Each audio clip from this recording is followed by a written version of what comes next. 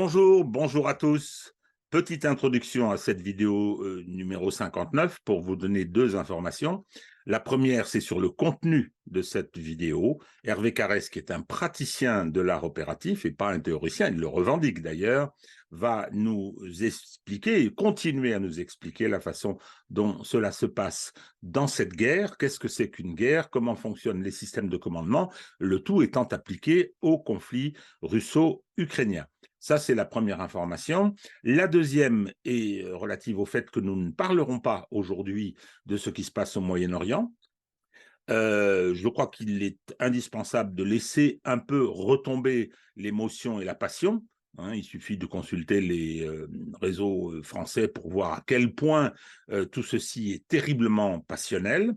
Nous aborderons bien évidemment, nous essaierons d'aborder la dimension militaire de l'opération déclenchée par le Hamas, avec cette particularité que tout le monde relève. Comment se fait-il que Tsahal, que l'armée israélienne, ait pu être surprise par ce qui s'est produit le jour du 50e anniversaire de la guerre du Kippour et quelques jours après les incidents, les événements qui se sont passés autour de la mosquée Al-Aqsa. Bien, donc, je pense qu'également nous serons amenés à articuler ça, et puis il se sera passé un certain nombre de choses depuis les événements qui se sont produits le samedi 7 octobre. Eh bien, nous pourrons essayer de voir comment ce nouveau conflit, ce nouveau théâtre d'opération s'articule avec ce qui se passe dans le monde. Voilà. Eh bien, écoutez, bonne vidéo et à très bientôt.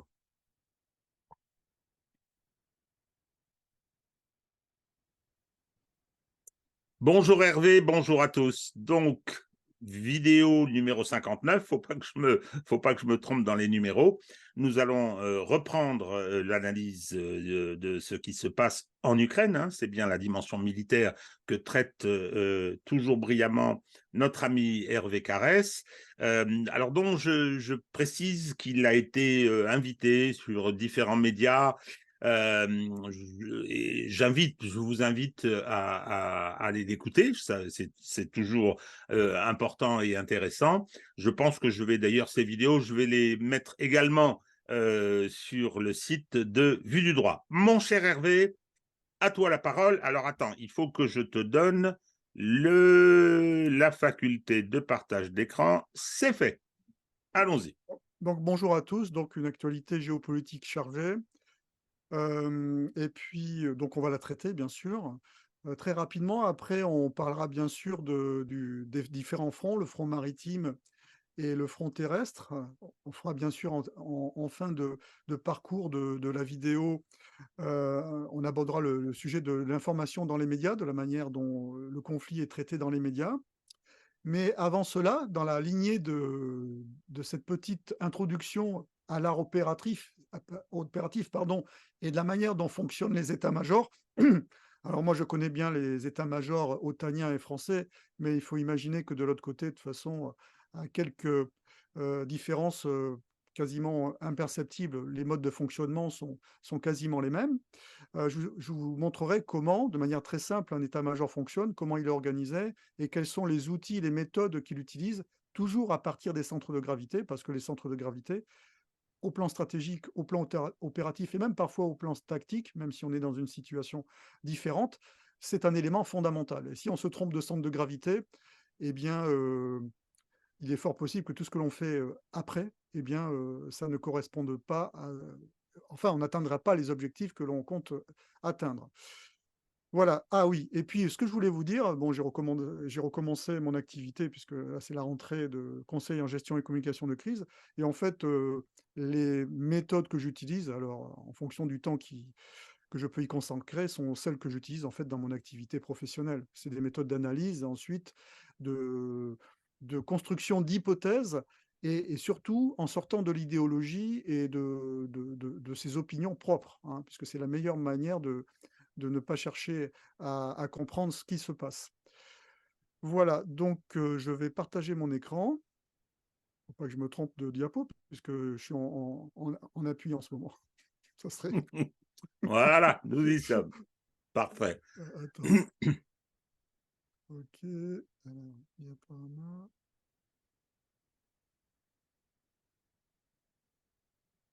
Tu la vois là, hein? Ah oui, très bien, oui, oui, absolument. Voilà, donc on passe en version diaporama. Plein écran, voilà. Très bien. Donc, une actualité géopolitique qui est très chargée, hein. Bon, avec Régis, on en discutait juste à l'instant. Il y a eu des attaques du Hamas sur le territoire israélien, des attaques assez importantes et combinées avec 5 000 ou 8 000 roquettes et ensuite des commandos qui sont infiltrés. On voit que on est dans une phase de tension internationale avec des points de tension qui se réveillent à de nombreux endroits du monde.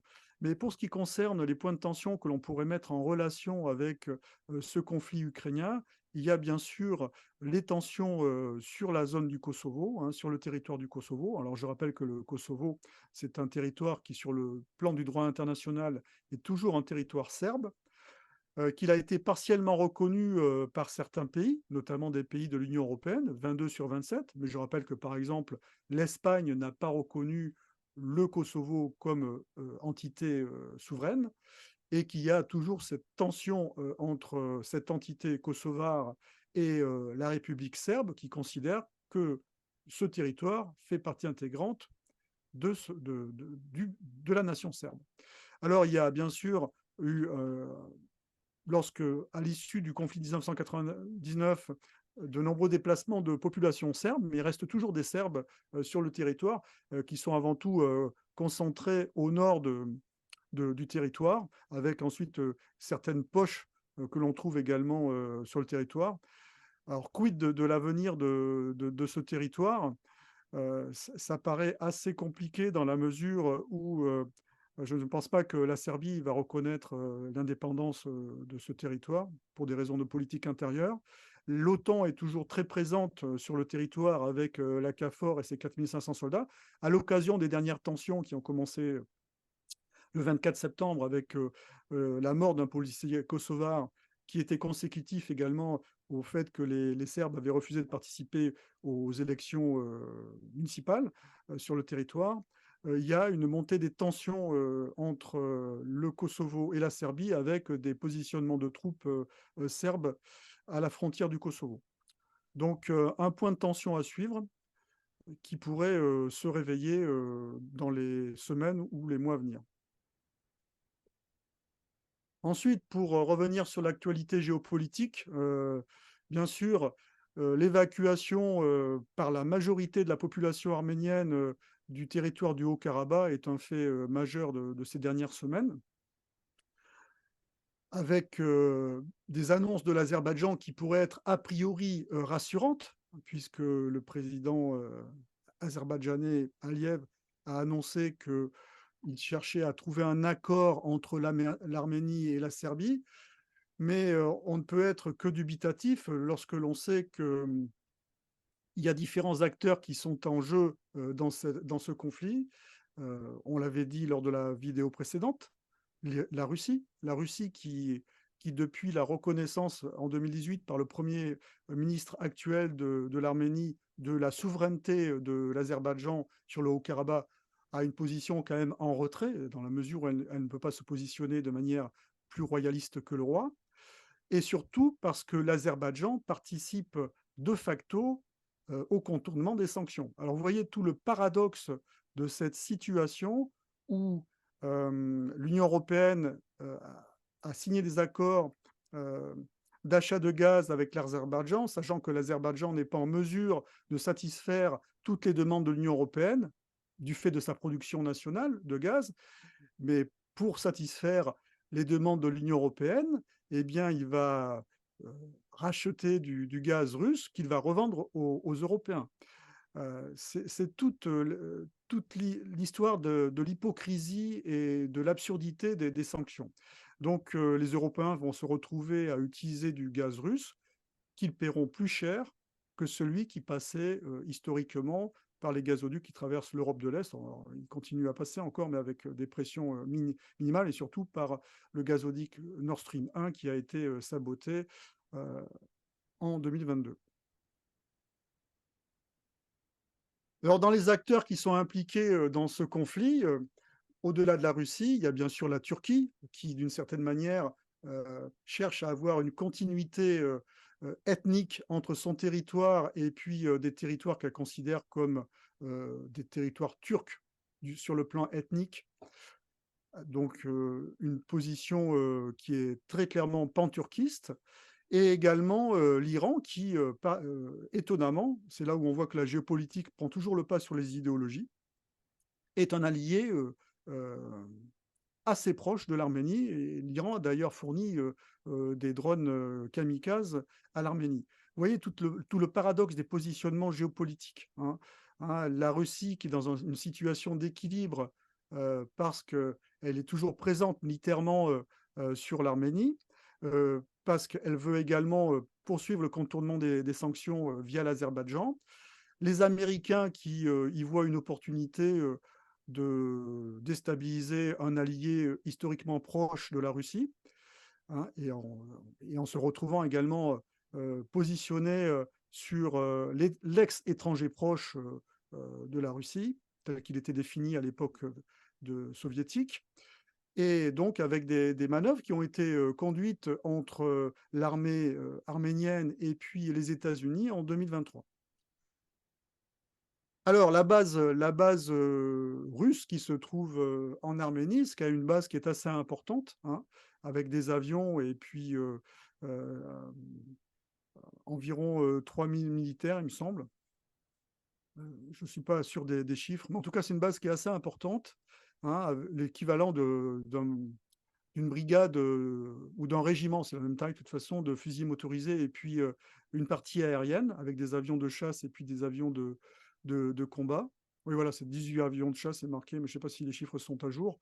Il y a entre 5000 et 9000 hommes. Donc cette base est quasiment historique, hein. Et il y a un accord spécial entre la Russie et puis la Géorgie de manière à pouvoir assurer le support logistique de cette base et qui puisse traverser le territoire géorgien.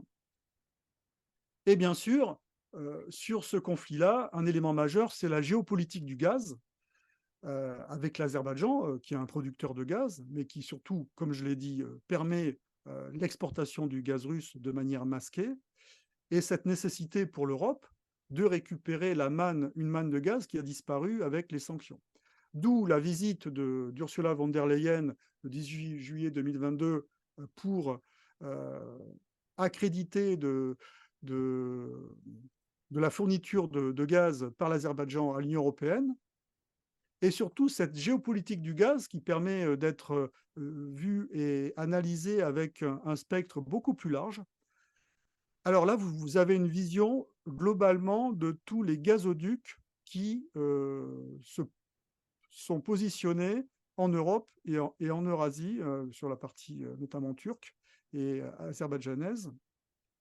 Et on voit que historiquement, il y avait des gazoducs qui traversaient l'Europe de l'Est et qui partaient de la Russie et qui, même pendant la guerre froide et même durant les années les plus noires de la guerre froide, ont toujours fourni du gaz à l'Europe.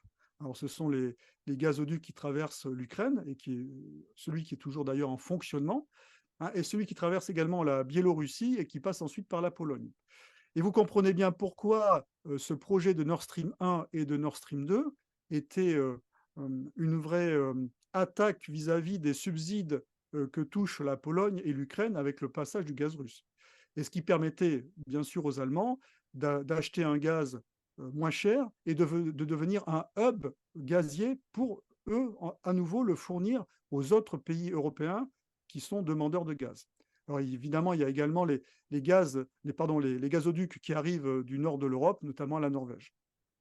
Vous voyez, cette géopolitique du gaz, elle est fondamentale pour comprendre aussi, avoir une lecture euh, euh, qui est différente de ce qui se passe en ce moment sur le plan géopolitique. Cette dépendance au gaz russe était assez importante avant qu'il y ait les sanctions, puisque c'était environ 50% de la consommation de gaz annuel des pays de l'Union européenne. Et la Russie reste et demeure le premier pays en termes de réserve de gaz. Donc un acteur où, au plan mondial, sur le plan de la géopolitique du gaz et du marché du gaz, qui est incontournable. Et de toute manière, quel que soit le trajet ou la couleur que pourrait prendre le gaz russe, alors trajet qu'il passe par un gazoduc comme celui qui départ de l'Azerbaïdjan ou qui passe par des bateaux sous forme liquéfiée, l'Union européenne continuera de manière détournée à acheter le gaz russe, mais pas au prix initial. Autre élément important sur le plan géopolitique, c'est la réunion à Kiev des ministres des Affaires étrangères de l'Union européenne. Alors, on peut le comprendre puisque il y a un désengagement des États-Unis qui commence à poindre et les pays de l'Union européenne qui se sont énormément engagés en faveur de l'Ukraine, dans le soutien de l'Ukraine dans cette guerre, mais surtout se sont alignés sur la position des États-Unis sans prendre en compte l'éventualité que ceux-ci pourraient se désengager pour différentes raisons, à court, moyen. Je dis court et moyen terme parce que sur le long terme, je pense que les États-Unis ont un vrai challenger sur le plan géopolitique, c'est bien sûr la Chine.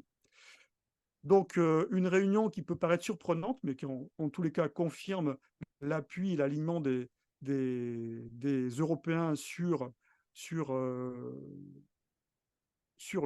le combat ukrainien. Par contre, on peut se poser la question, on en revient aux éléments de stratégie dont j'avais parlé la dernière fois, quel est l'état final recherché dans tout cela? Est-ce que l'état final recherché, c'est celui de l'Ukraine? Alors on peut très bien le comprendre, hein, que l'Ukraine veuille récupérer l'intégralité de son territoire. Alors, bon, ensuite, on peut discuter sur la faisabilité ou non, mais en tout cas, ça se comprend. Mais par contre, quel est l'état final recherché des Européens? Est-ce qu'ils ont intégré l'état final recherché des Ukrainiens? Un état final recherché ne peut être qu'en relation avec des intérêts. On ne peut partir que de ces intérêts. Ça devient compliqué. Alors même si derrière on peut maquiller ces intérêts avec des valeurs ou des formes de passion qui amèneraient les gens à se mobiliser en faveur d'une cause, mais les vraies raisons de conflit ou de tension géopolitique, ce sont les intérêts. La question reste ouverte. Un positionnement également notable de la France sur le soutien à l'Arménie, notable mais assez imprécis.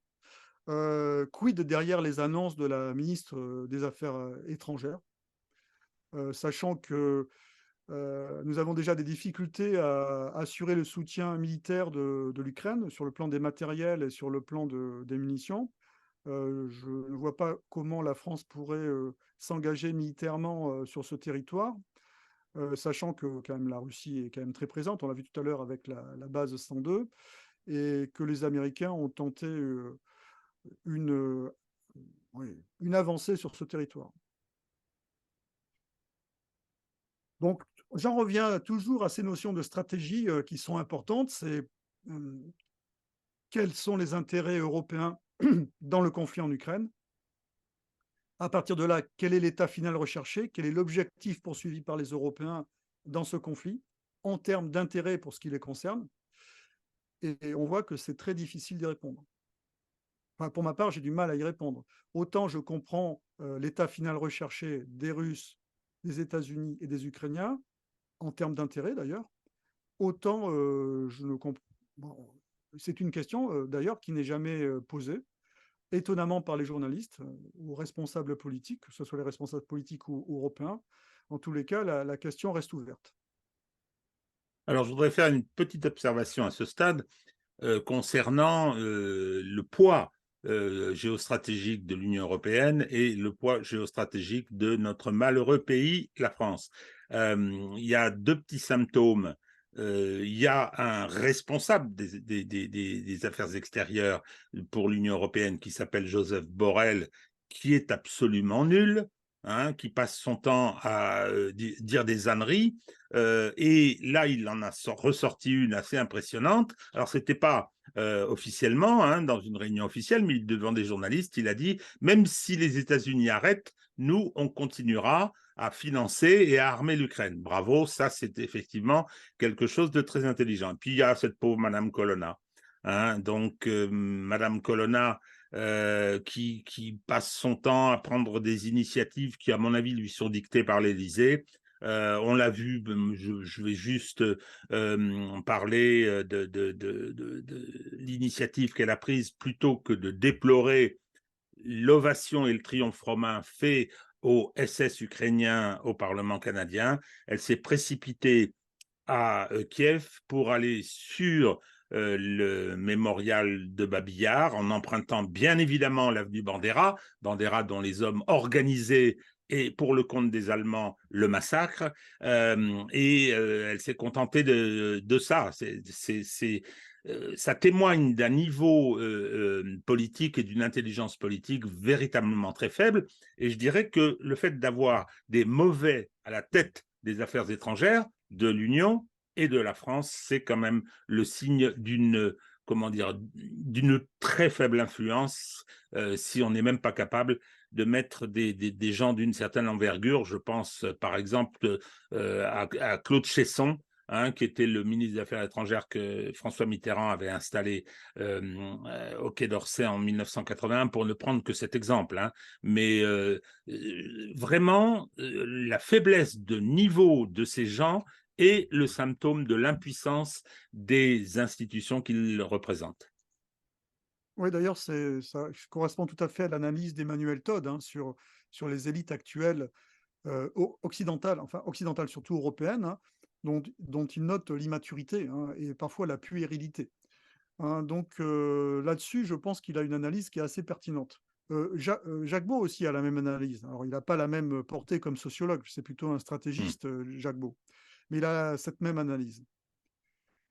Alors, c'est vrai qu'aux États-Unis, ça a pas mal bougé ces derniers temps, avec un changement de, de présidence des élus républicains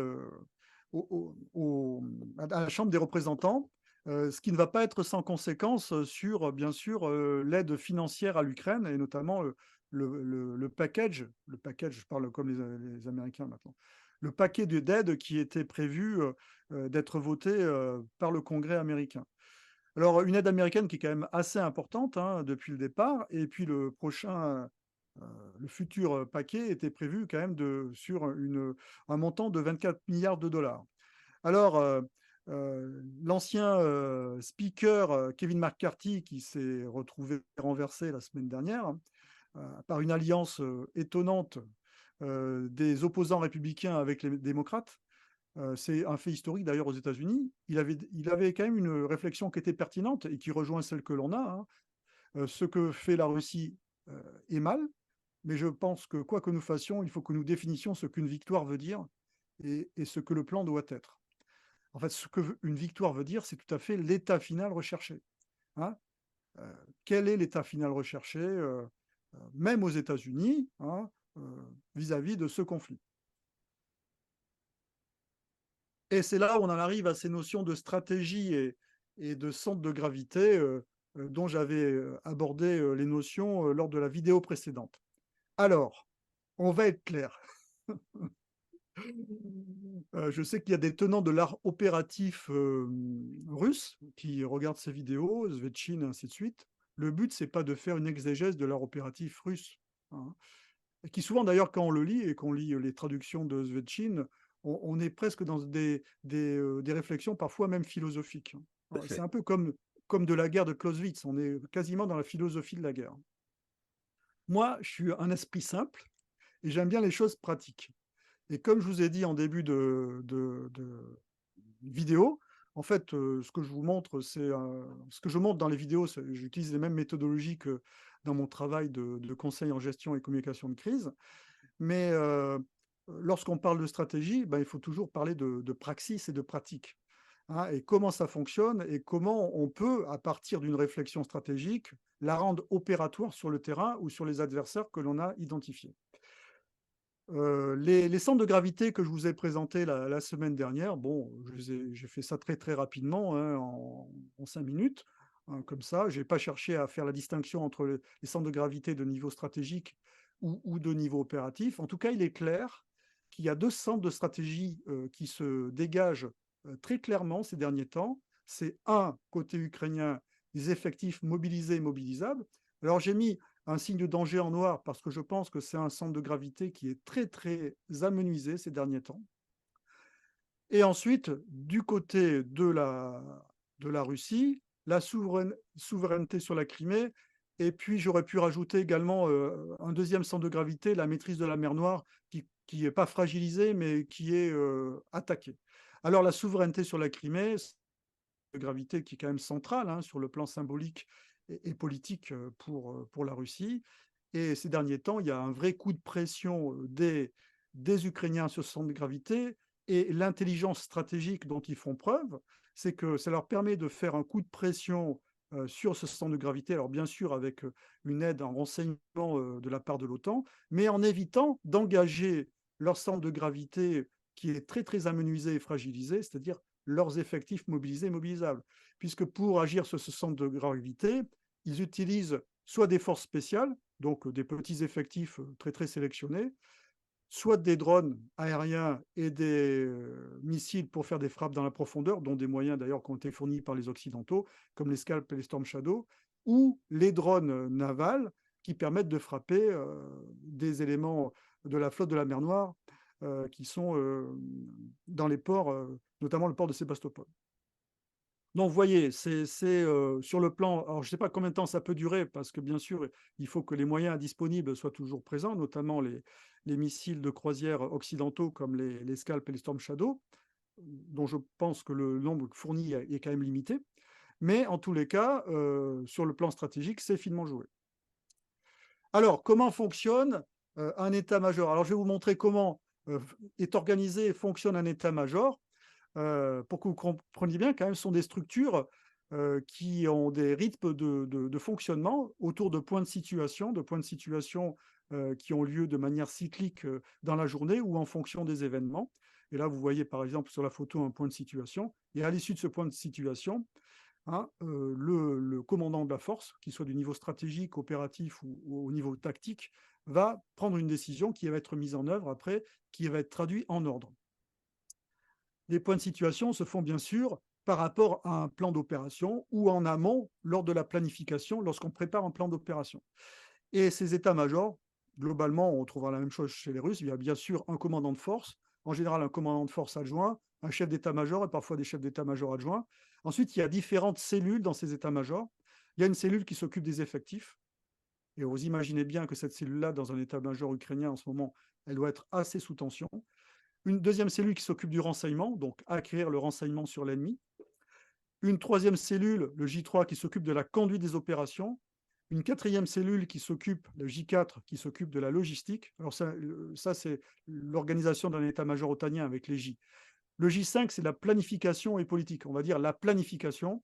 La planification, c'est celui qui prépare les plans de la phase suivante ou alors du temps suivant. Ensuite, une cellule système d'information et communication qui est très très importante, puisque maintenant, toutes les forces, on l'a bien vu avec les Ukrainiens qui s'appuient sur le système Starlink, fonctionnent avec une numérisation du champ de bataille, un système de numérisation du champ de bataille. Ensuite, une partie retour d'expérience. Bon, ça, c'est pas très important en ce moment sur le sujet qui nous intéresse, même si c'est ce qui permet les adaptations sur le terrain des moyens et parfois des méthodes. Ensuite, bien sûr, budget financement. Et enfin, les actions civilo-militaires. Les actions civilo-militaires, c'est l'aide aux populations. Voilà globalement comment est structuré un état-major. Et on va retrouver cette structure jusqu'au niveau des états-majors opératifs. Donc, niveau stratégique, bien sûr, le niveau national. Ensuite, vous allez avoir des niveaux stratégiques de niveau d'armée, s'ils existent. Et ensuite, vous êtes sur des niveaux opératifs de corps d'armée, de division. Et ensuite, lorsqu'on arrive au niveau de la brigade, on est au niveau tactique. Et il y a des cellules que vous voyez là qui ne seront pas là. Par exemple, le retour d'expérience dans la brigade, il n'y en a pas. Budget financement, il n'y en a pas. Action civilo-militaire, c'est au niveau de la division aussi. Donc le vrai niveau opératif, il s'arrête au niveau de la division. Alors là, c'est un exemple du fonctionnement national, hein, français. Donc vous avez toujours, dès qu'il y a une décision politique qui est prise avec potentiellement l'engagement des forces armées, il y a un processus de planification qui se met en place avec une orientation politico-militaire au départ. Donc l'orientation politico-militaire, c'est l'état final recherché, c'est l'objectif politique. Ensuite, il va y avoir des recherches d'options stratégiques, mais je parle bien d'options militaires. Vous voyez la différence entre la stratégie, on va dire politique, et la stratégie militaire. Et ensuite, il y a une validation des objectifs stratégiques par le SEMA. Donc les objectifs stratégiques, vous comprenez bien que c'est lié au centre de gravité. À partir de là, il y a un processus de planification qui va se mettre en place, avec d'abord une planification de niveau stratégique, et qui ensuite va descendre au niveau opératif et enfin au niveau tactique. C'est-à-dire qu'au niveau stratégique, vous allez avoir l'état-major central qui va définir le plan global militaire, avec la projection des forces sur le territoire, par exemple, considéré. Ensuite, le commandement de la force désigné va faire sa planification au niveau opératif, bien sûr en cohérence avec ce qui a été désigné au niveau stratégique. Bon, c'est le cas, par exemple, de la division Daguet, lorsqu'elle a été projetée dans le Golfe dans les années 90. Et ensuite, au niveau tactique, vous allez retrouver les généraux de brigade, les commandants de brigade qui vont faire leur planification au niveau tactique, qui va se retrouver au niveau des régiments ou des bataillons, hein, et qui va se retrouver également au niveau de la compagnie. Alors évidemment, avec des choses beaucoup plus simples, compagnie ou escadron, en tout cas la structure, le pion de base d'un bataillon, hein. Ensuite, au niveau de la section ou du peloton, et pour finir, même le groupe ou l'escouade de 10 hommes va également faire une petite réflexion tactique qui lui sera fournie par son chef de section. Donc, vous voyez, et tout ça, ça sera en cohérence. Enfin, il est souhaitable que ce soit en cohérence, et d'ailleurs, c'est le but que ce soit en cohérence. Et là, vous voyez les 3 niveaux. Donc, le niveau stratégique avec le chef d'état-major des armées. Ensuite, le niveau opératif avec le commandement de la force, le command fort. Et ensuite, le niveau tactique avec les brigades et les commandants de composantes, c'est-à-dire de brigades, qui vont conduire la manœuvre tactique sur le terrain. Donc, c'est clair, Régis? Ah, très. Voilà. Donc, c'est pour ça que lorsque on voit la manière dont sont expliquées les opérations sur le territoire ukrainien en ce moment au plan médiatique, il faut bien comprendre qu'il n'y a personne qui se venge et il n'y a personne qui est en colère, hein. Quel que soit ce qui se passe, tout relève d'une réflexion stratégique et de plans. Alors après, il y a des plans parfois qui sont des plans de conduite en fonction des réactions de l'adversaire, mais il n'y a pas d'affect dans tout ça, hein. On est vraiment sur des réflexions qui sont froides.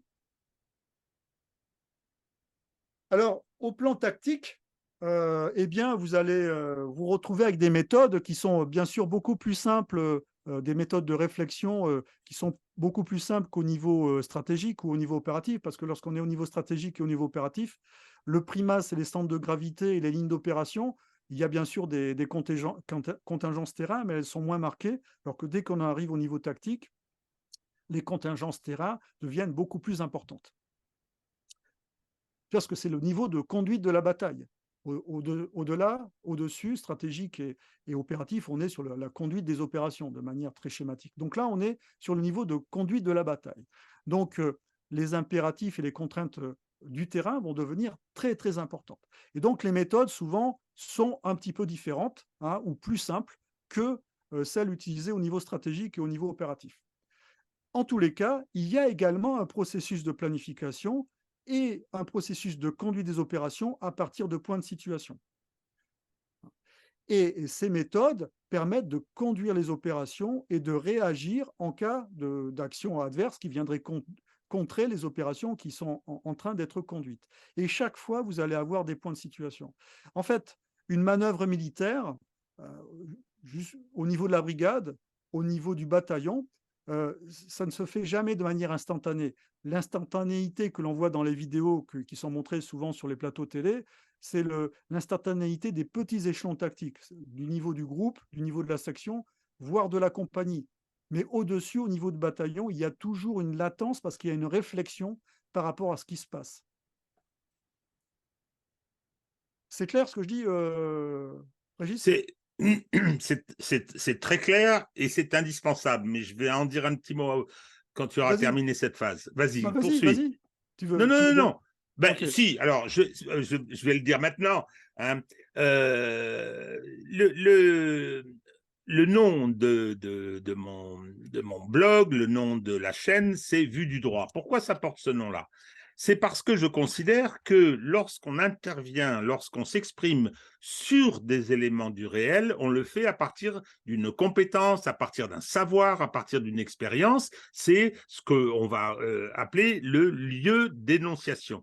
Hein. Quel est mon lieu d'énonciation pour dire, et en matière juridique, quand je fais une analyse critique de la situation juridique, d'une information, d'une actualité, qu'elle soit une actualité politique, militaire, je le fais à partir de cette compétence et à partir de mon lieu d'énonciation. Comme par exemple, on vient à nouveau de mettre en examen Nicolas Sarkozy, hein, je vais dire que c'est une pantalonnade, hein, mais je vais le faire à partir d'une expérience importante et à partir d'un savoir. Donc, en ce qui concerne l'information militaire, où on est confronté à une propagande souvent débile, lorsqu'on entend Pujadas dire qu'ils n'ont plus que des pelles pour se battre, c'est stupide. Mais pour pouvoir ensuite légitimement expliquer ce qui est en train de se passer, Hervé le fait à partir de son lieu d'énonciation, qui est la compétence, et dont il vient de nous faire la démonstration. Il sait de quoi il parle. Il sait de quoi il parle, il a cette pratique, il a cette expérience. C'est aujourd'hui plus dans le domaine militaire, mais en utilisant les méthodes, son métier. Par conséquent, la légitimité de ce qu'il raconte, de ce que nous racontons, puisque c'est ce que je vous propose, elle provient de cette compétence. Le lieu d'énonciation d'Hervé Carrès, c'est celui de la compétence militaire. Il n'est pas historien, hein, ce qui n'empêche pas qu'il a une culture historique approfondie, hein, mais voilà, il sait parfaitement de quoi il parle, et c'est pas théorique, c'est aussi un praticien. Voilà. Et de la même façon que je revendique d'être un théoricien juridique aussi, mais d'avoir été longtemps un praticien, ce qui est quelque chose de précieux. Voilà, c'était ce que je voulais dire pour expliquer la nécessité qu'il y avait de revenir sur ces aspects-là. Oui, c'est important de comprendre qu'il y a des méthodes derrière et qu'il n'y a pas d'affect. En fait. Il n'y a pas d'affect dans cette affaire-là. C'est terrible à dire, mais la guerre, ce n'est pas une affaire d'affect, c'est une affaire de méthode et de stratégie. Donc là, vous voyez sur cette méthode de niveau tactique qui est pratiquée dans les brigades en France, dans les régiments, les bataillons en France et jusqu'au niveau d'ailleurs de la compagnie, alors de manière ensuite beaucoup plus simple au niveau de la section ou au niveau du groupe, c'est avant tout d'abord une autorité qui va donner un état final recherché. Donc là, ça serait le commandant de division qui donne au commandant de brigade un état final recherché. Donc, il va y avoir une analyse en fonction de différents facteurs qui vont être analysés. Bien sûr, la mission qui a été donnée.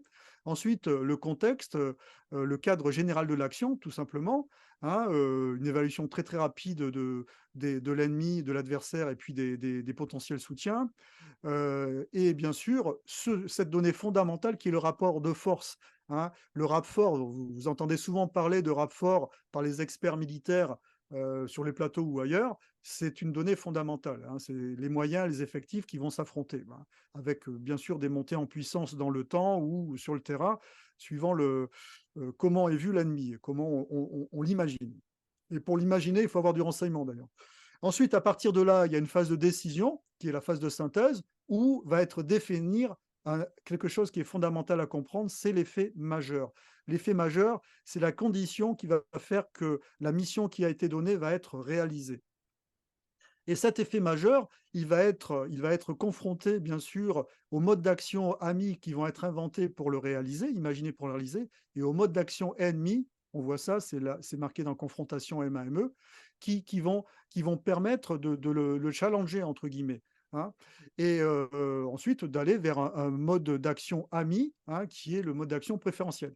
Par exemple, lorsque les Ukrainiens ont fait leur offensive sur Kharkov ou Kharkiv, hein, suivant comment les gens se positionnent, en septembre dans le nord du secteur, du front, eh bien, on a appris après qu'ils avaient fait des simulations de cette offensive avec les Américains, avec des outils de simulation faisant appel à l'intelligence artificielle. Intelligence artificielle, vous avez un terrain qui est simulé de manière avec un système d'information géographique et dessus vous mettez vos unités et vous jouez en fait avec l'intelligence artificielle le déplacement des unités. Vous voyez comment l'ennemi, qui également conduit par l'intelligence artificielle, en fonction de sa doctrine, réagit. Et après, vous choisissez le mode d'action qui est le plus opérant. Donc, l'effet majeur est un résultat à obtenir sur les protagonistes, donc sur l'adversaire ou le terrain, en un lieu donné, à un moment donné et pendant un temps donné. La réalisation de cet effet conditionne le succès de la mission. Donc, c'est un élément fondamental dans la réflexion militaire française. Et là, on en revient à cette notion de centre de gravité, parce que même au niveau tactique, vous pouvez également avoir des centres de gravité, hein, et vous avez des centres de gravité. Et le centre de gravité, en général, doit être en relation, bien sûr, avec l'objectif majeur ou l'effet majeur. Vous voyez cette notion de centre de gravité, que ce soit au niveau stratégique, au niveau opératif, au niveau tactique, elle est fondamentale. Tu vois toujours le truc là ou pas? Oui, oui, bien absolument. Ouais, ok. Je sais pas ce qui s'est passé là. Ah ben, il faut remettre en plein écran, je suppose, puisque là, ça s'est un peu réduit. Ça s'est réduit. Non, non, réduit. On a le haut là. Donc, si tu fais plein écran, peut-être non, je sais pas si tu as la fonction Attends, affichage, voilà. Non, je sais pas. tu vois quelque chose là? C'est bon là? Alors, Voilà. oui, ben Voilà, voilà. voilà. Bon, petit incident technique, on va encore avoir des remarques. Bah oui, hein. Là, ça sera d'habitude c'est sur le son, là, ça sera sur l'image. Donc, cette notion de centre de gravité, elle est fondamentale, hein. Donc, l'effet majeur doit bien sûr prendre en compte et attaquer, agresser le centre de gravité de l'adversaire euh, qui a été identifié. Alors, pour atteindre ce centre de gravité, que ce soit au niveau stratégique, au niveau opératif, au niveau tactique, on va peut-être passer par des objectifs intermédiaires que l'on peut appeler des points décisifs, hein. Donc, on ne peut pas l'agresser directement, donc on va passer par différentes étapes, et c'est là où je vous l'ai dit, enfin, je ne sais pas si je vous l'ai dit la dernière fois, d'une certaine manière, une opération militaire, c'est comme une conduite de projet, entre guillemets, hein, puisqu'on définit un objectif, et ensuite on définit des lignes d'opération, et à partir de ces lignes d'opération, on va atteindre des objectifs intermédiaires qui, tous, permettront, une fois agrégés, d'atteindre le centre de gravité que l'on a identifié. Alors ça, c'est au niveau stratégique. Au niveau tactique, comme on est maintenant, eh bien, on a un centre de gravité tactique, ensuite des points décisifs qui vont permettre de l'atteindre de manière progressive. Voilà. Est-ce que tu as des questions là-dessus? Non. Donc là, il n'y a toujours pas d'affect. Alors, un exemple que j'ai pris qui est assez intéressant, même si il pourrait être critiquable, mais en tout cas, il permet de comprendre ce qu'est une manœuvre. Alors, en l'occurrence, alors là, c'était la manœuvre des divisions vietnamiennes, Viet Cong, sur Dien Bien Phu, hein, lors de l'assaut sur le camp aux tranchées, donc du 13 mars 54 au 7 mai 54.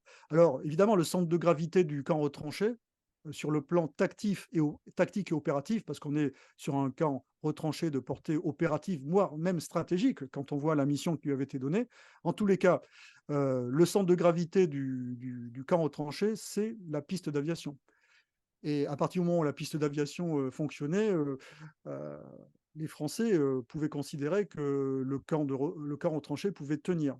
Et pour protéger cette piste d'aviation, ils avaient mis en place des points d'appui qui se trouvaient sur les hauteurs de, de Dien Bien Phu, hein, qui permettaient de protéger le centre de gravité identifié, la piste d'aviation. Alors évidemment, euh, dans la construction stratégique de cette opération, toujours ne jamais sous-estimer l'adversaire.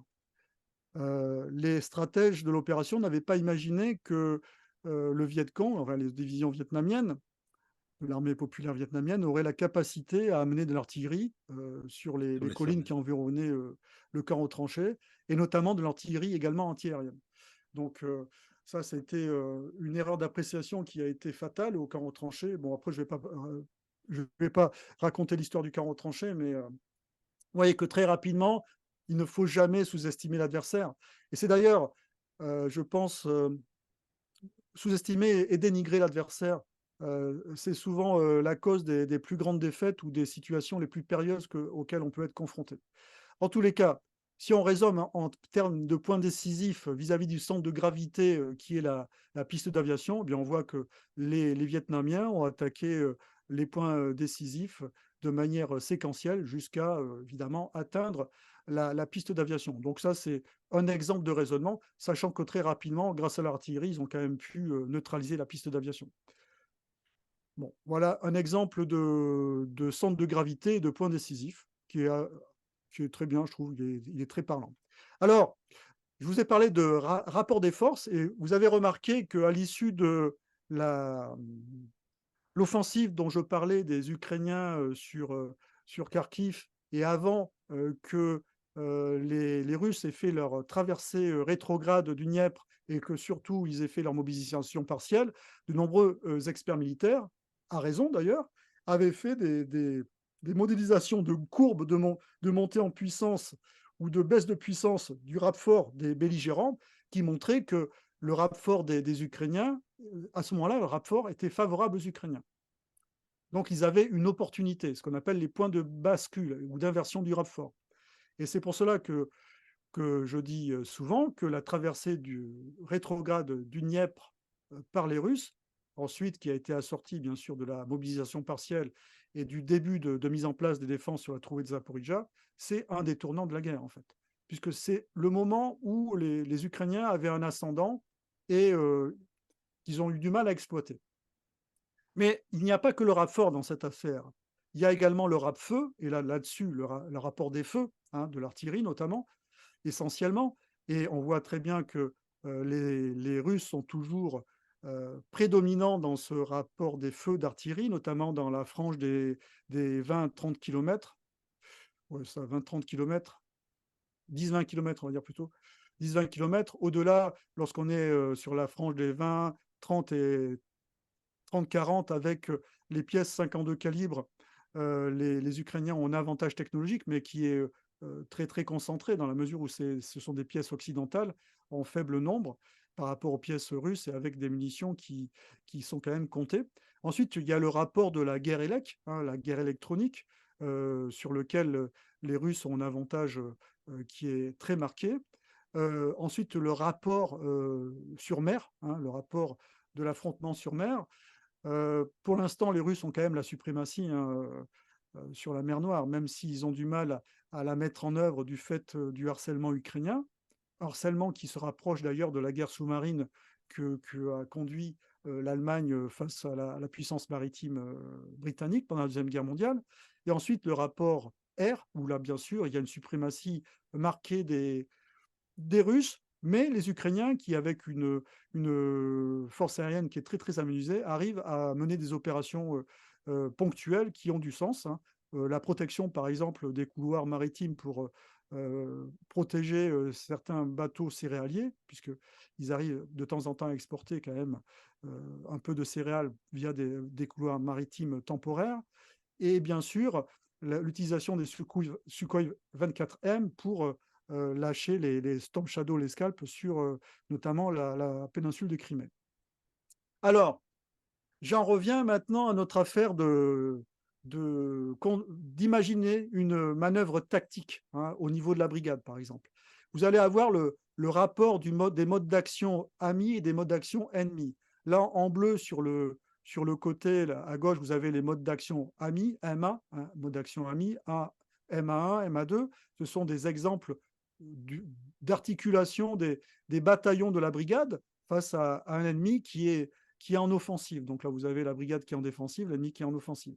Et à partir de là, on imagine les modes d'action ennemis, les ME, ME1, ME2, qui pourraient être mis en œuvre. Et ensuite, on va chercher à trouver pour chaque mode d'action ami et ennemi des avantages et des inconvénients et des risques. Et bien sûr, à l'issue, avec cette confrontation, eh bien, on choisira une manœuvre, un mode d'action qui pourra éventuellement être aménagé pour diminuer, par exemple, ces risques ou ces inconvénients. Est-ce que c'est clair, Régis? Oui, très. Alors, vous voyez que tout cela, j'en reviens à ce que je vous disais, il n'y a pas d'affect. Hein. Pas d'affect, c'est que ce n'est que de la rationalité. Hein. Alors, et cette rationalité, elle repose sur un élément majeur, c'est bien identifier les centres de gravité de son ennemi. C'est un peu comme d'ailleurs en combat, entre guillemets, en combat rapproché, j'allais dire, mais en sport de combat. Vous avez des points vitaux, des points incapacitants, suivant ce que vous voulez faire. Eh bien, Vous tapez pas au même endroit, c'est tout. Hein, bon, bref, je passe. Mais c'est pareil, l'ennemi est vu comme un système, comme un organisme, comme le corps humain, en fait. Donc, on est sur des réflexions qui sont comparables. Ensuite, une fois que le mode d'action a été arrêté et... attends, j'ai un petit problème de batterie. Attends, vite fait, là. Ouais. C'est bon? C'est bon. Allez. Ah, c'est dingue, la batterie maintenant. C'est ça le direct. Absolument. Je sais pas ce que j'ai fait. Bon, bref. Oh, ok. J'avais mis sur secteur, mais bon. Allez, donc j'en reviens à mon discours. Donc, une fois que le mode d'action ami est choisi, on va définir, ben, on va construire l'ordre d'opération, hein, et ensuite, l'ordre d'opération, il va être transmis aux unités subordonnées. Donc, si c'est une brigade, ça sera les bataillons, hein, ou bataillon de manœuvre, infanterie et blindés, bataillon d'artillerie, par exemple. Voilà. Donc, une fois que c'est transmis, ensuite la manœuvre va débuter et en fonction des réactions de l'ennemi, on sera peut-être obligé de modifier les ordres et ce sera des ordres de conduite, donc des fragmentary orders. Et bien sûr, avant de se mettre en place pour conduire la manœuvre, on peut également alerter toutes les unités avec un warning order. Donc, 3 types d'ordres. L'ordre d'opération qui va définir toute la manœuvre par rapport à la mission à accomplir, hein, avec différents temps et donc dans l'espace et dans le temps.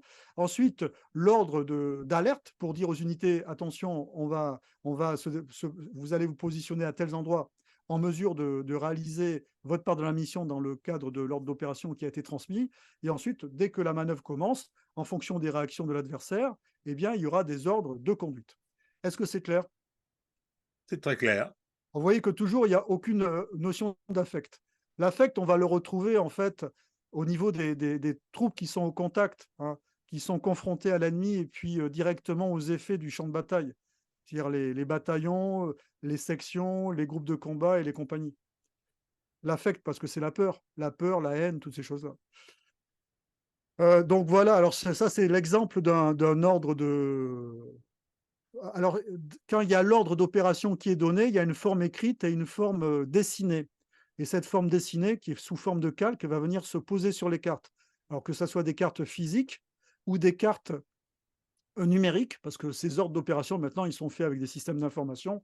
Et il y a différents types de calques. Avec le calque de l'ordre d'opération, après, il va y avoir le calque du génie, avec les obstacles du génie. Il va y avoir le calque avec du renseignement, avec comment vont être positionnés les moyens de renseignement. Il va y avoir le calque de l'artillerie, avec le positionnement de pièces et les zones à battre. Vous voyez cette complexité de la manœuvre, toujours pas d'affect, que de la rationalité.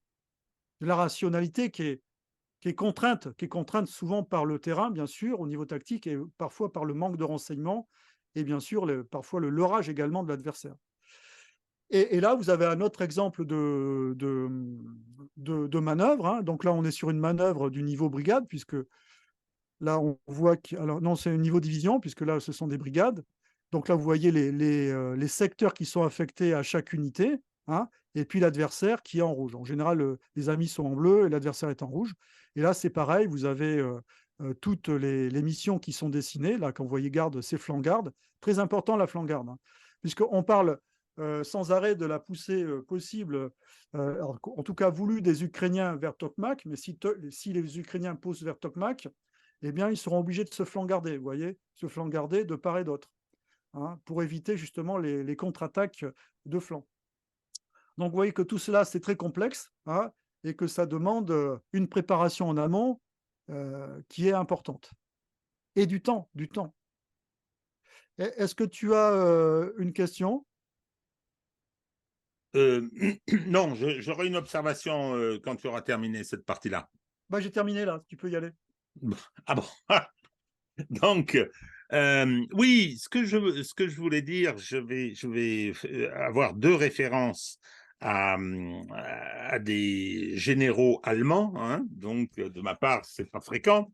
C'est von Moltke qui disait, l'ancien, qui disait « Aucun plan ne résiste au premier contact avec l'ennemi ». C'est-à-dire que effectivement, la guerre, c'est le contact, c'est le combat, c'est la mort, c'est tout ce que ça implique. Ma deuxième observation, c'est celle d'un rapport que Richelieu, qui était un général nazi, qui avait suivi la guerre d'Espagne et qui, fin 38, c'est-à-dire au moment où la messe était dite et la défaite républicaine inéluctable, avait fait un rapport dans lequel il disait les démocraties, entre guillemets, nous ont donné la possibilité de faire une expérience de guerre sur le terrain grandeur nature.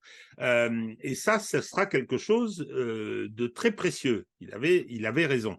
Ce que je voulais dire, c'était que quand on voit la complexité, quand on voit les ressources qu'il faut y affecter, euh, on voit bien que le temps de paix où on forme tous ces dispositifs militaires et le temps de guerre, ça n'a rien à voir. Ça n'a rien à voir. C'est l'adaptation et l'expérience de ce point de vue est quelque chose de très important. Pour la petite histoire, une autre référence, c'est, je crois que c'est début septembre 1914, donc la guerre commence début août, début septembre 1914, Joffre a déplacé et envoyé à Limoges 169 généraux qui se sont révélés incompétents et qui, confrontés à la réalité de la guerre et à la nécessité effectivement de faire preuve de caractère et d'intelligence dans l'exécution des missions qui leur étaient confiées, se sont révélés incapables. Pourquoi est-ce que je dis ça? C'est parce que l'expérience de cette guerre de haute intensité en Europe centrale que personne n'avait prévu. Quand je dis personne, là, je parle du monde politique, les sociétés, l'opinion publique. Personne n'avait prévu ça. C'est une expérience qui va être extrêmement importante, surtout du côté russe, parce que du côté ukrainien, outre les mécomptes, outre les difficultés, c'est un système qui est particulier. Un armement fourni par l'étranger, des ressources données par l'étranger, alors que les Russes sont une armée complètement intégrée. Cette expérience va constituer un atout considérable pour la suite, une fois que cette guerre sera ou gelée ou terminée. Je crois qu'il ne faut pas négliger ça. Les rétex, les retours d'expérience des militaires russes, je suppose, doivent d'ores et déjà faire l'objet d'analyses extrêmement importantes et ça va constituer, et les Européens feraient bien d'y réfléchir, ça va constituer je veux dire, un atout russe. C'est pour ça que quand j'entends M. Quatremer, qui fait partie de ceux qui sont en panique parce qu'il voit bien que le soutien à l'Ukraine s'étiole, diminue, et vient nous dire sur LCI, il faut que la France s'engage, il faut que quasiment elle déclare la guerre à la Russie. Chers amis, l'armée française n'est absolument pas capable, en l'état actuel des choses, de mener une guerre de ce type en Europe centrale contre la Russie. Donc, il faut bien avoir ça présent à l'esprit. Voilà. Donc, tout ça, ça demande de la préparation, du temps et de la réflexion, et surtout ne pas se tromper en amont sur les centres de gravité. Sinon, vous comprenez très bien que toute la réflexion et tout le travail qui se fait ensuite, eh bien, sera tout simplement inefficace ou quasiment inefficace. Alors maintenant, un sujet toujours qui est très discuté, les pertes de chaque belligérant direct, Alors il y a quand même un institut médiatique indépendant, Mediazona, qui suit en liaison avec la BBC les pertes russes, et des pertes qui sont très documentées. Ils ont une méthodologie qui est assez poussée, puisqu'ils regardent, ils scrutent les annonces de décès sur les médias sociaux russes, et puis ensuite également ils suivent les annonces de décès exactement, et puis je crois également qu'ils regardent l'évolution des cimetières dans certaines zones de Russie. Donc en tous les cas, c'est fait de manière très très précise. Du moins, c'est une des études les plus sérieuses sur les pertes russes. Alors ils suivent ça depuis le début. Alors je répète, c'est un média d'opposition. C'est un média libre. Il se trouve actuellement en Allemagne et il travaille à la BBC. Donc on peut du moins leur faire plus confiance que si c'était un média qui était implanté en Russie. Donc on est actuellement entre le 24 février 2022 et le 5 octobre 2023, les pertes, oui, c'est précis, hein, leur évaluation. Les pertes russes seraient de 33 904 décédés. Alors, tout est regroupé, aussi bien les Russes que les Wagnériens, et ainsi de suite, hein. Donc, il suffit d'aller sur le site, hein, vous pouvez le faire, hein, et puis vous pouvez sélectionner. Il y a même aussi le nombre de généraux, d'officiers supérieurs, c'est très très bien fait. Ensuite, il y a une analyse sur la période de l'offensive ukrainienne qui a été faite, alors sur tous les fronts, hein, puisqu'on est sur une analyse des pertes sur tous les fronts, parce qu'ils ne peuvent pas distinguer tous les fronts, puisqu'ils suivent les annonces de décès en Russie. Donc, entre le 4 juin et le 19 septembre 2023, les pertes sur tous les fronts donc, de l'armée russe, les morts, seraient de 4 274. C'est extrêmement faible. Alors, ça pose question, hein, ça pose question. Alors, ça pourrait s'expliquer par le fait que les Russes, globalement, sont sur la majorité du front, hormis sur Bakhmout et puis sur Bakhmout, s'ils sont encore en défensive, mais surtout sur Kupiansk, où ils sont passés à l'offensive, ils sont plutôt en défensive. Mais surtout, c'est le résultat, je pense, de leur supériorité des feux, qui est drastique à certains endroits. On est sur des facteurs de 1 à 4 en général, et parfois ça peut monter jusqu'à 1 à 8 sur certaines parties du front. Donc, ce sont des éléments qui me paraissent assez sérieux, et puisque là, euh, c'est l'évolution des pertes russes dans le temps, depuis le début de la guerre, de l'opération militaire spéciale, et on voit très, très concrètement les pics de pertes russes, hein, et puis depuis mars de cette année, on voit qu'elles sont en constante décroissance. On voit très bien les pertes russes sur Bakhmout, hein, l'offensive de Bakhmout, avec les Wagnériens qui ont payé un tribut important. Mais en tout cas, depuis mars, hein, un phénomène de décrue qui est perceptible, hein.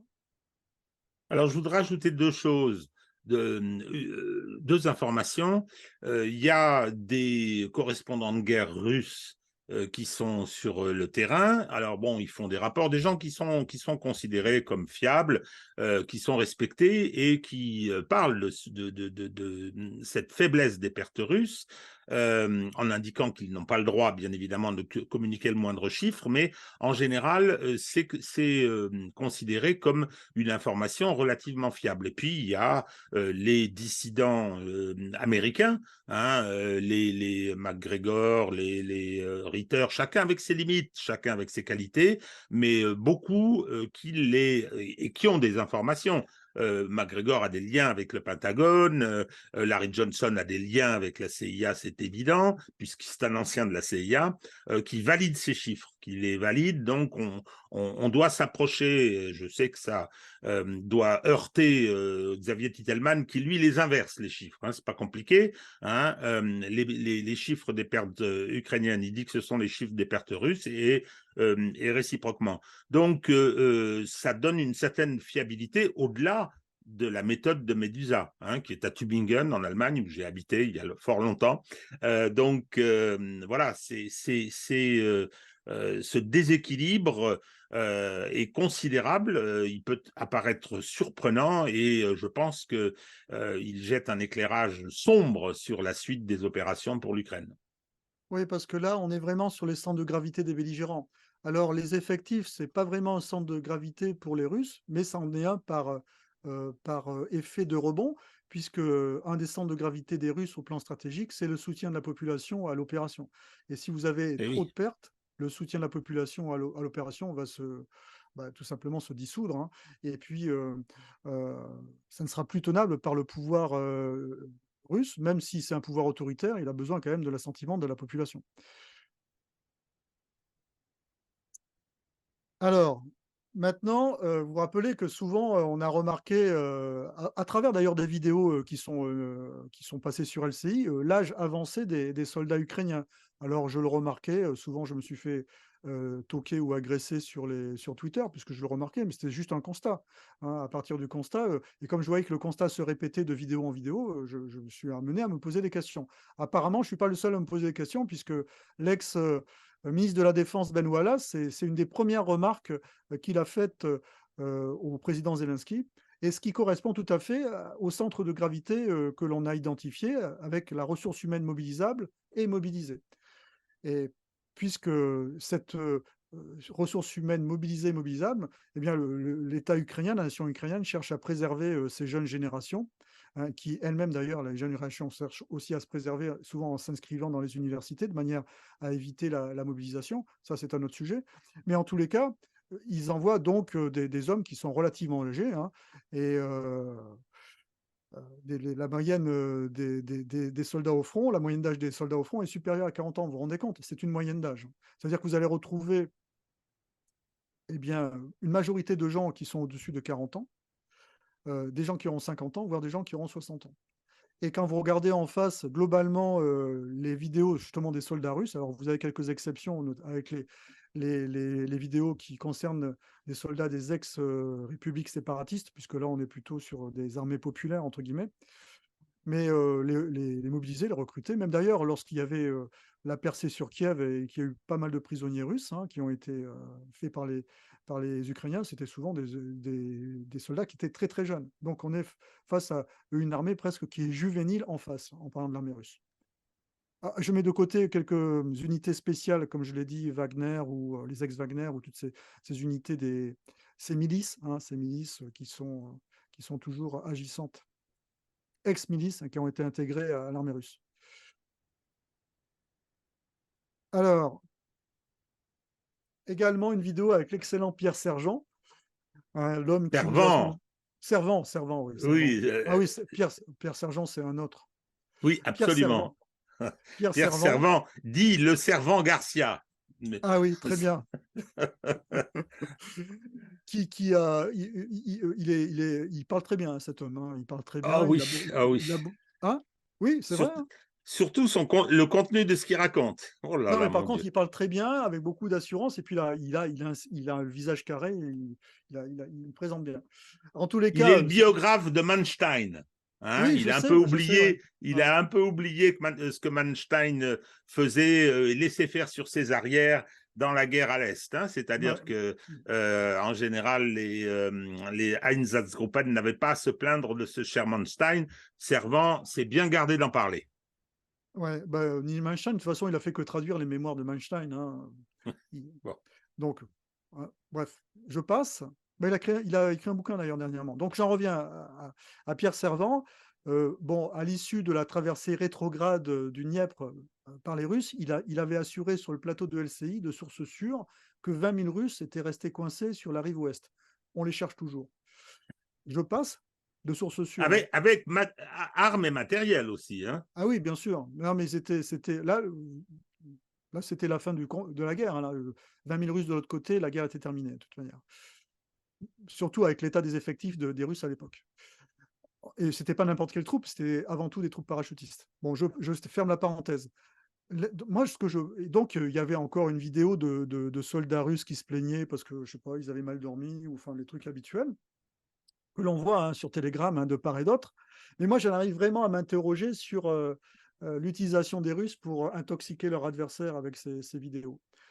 Euh, Parce que je m'interroge toujours sur, on aura l'occasion d'y revenir, hein, sur l'offensive ukrainienne dans la trouée de Zaporijia, et notamment dans le secteur de Robotiné, parce que je ne peux pas imaginer qu'ils aient pensé qu'ils allaient percer le système défensif dont ils connaissaient la profondeur, sans être persuadés ou convaincus qu'en face, ils avaient un moral qui était au plus bas, hein.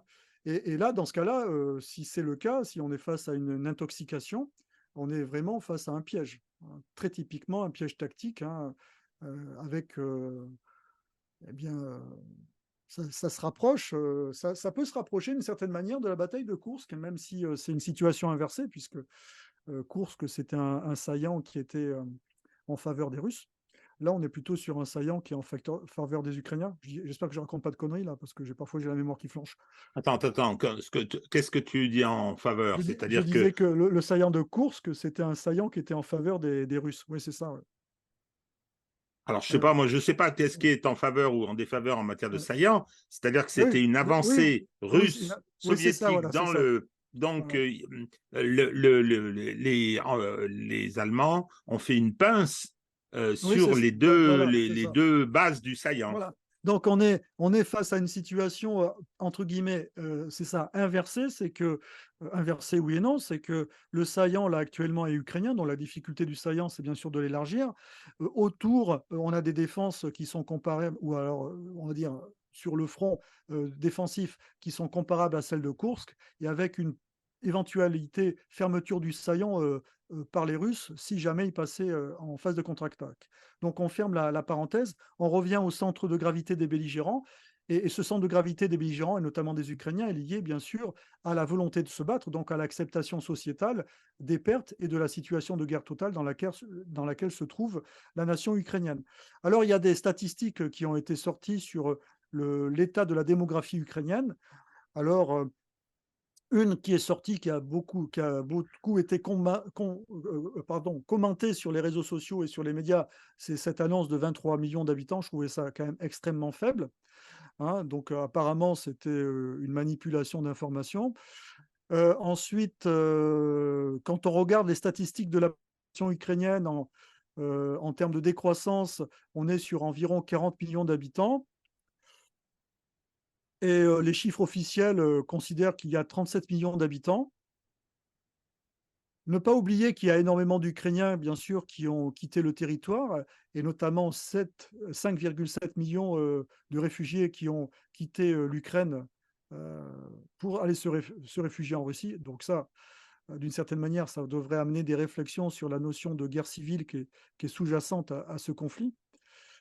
Et également, un article qui est intéressant quand même sur le site de TF1 que j'ai lu, hein.